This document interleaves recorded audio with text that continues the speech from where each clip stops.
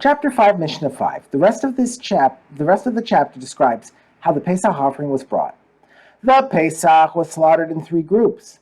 For it is stated in Exodus chapter 12, verse 6, the entire assembly of the congregation of Israel shall slaughter the Pesach. This verse mentions 3 terms that imply a group: assembly, congregation, and Israel. The sages derive from this that the Pesach should be slaughtered in 3 groups. The first group that entered the temple courtyard until the courtyard was filled, and then they closed the gates of the courtyard. During the service, the Kohanim sounded a sequence of tekiah, trua, tekiah on trumpets. For ordinary offerings, a single Kohen receives the blood in a vessel and brings it to the altar. For the Pesach, the Kohanim used a special procedure. The Mishnah tells how they prepared for the slaughter.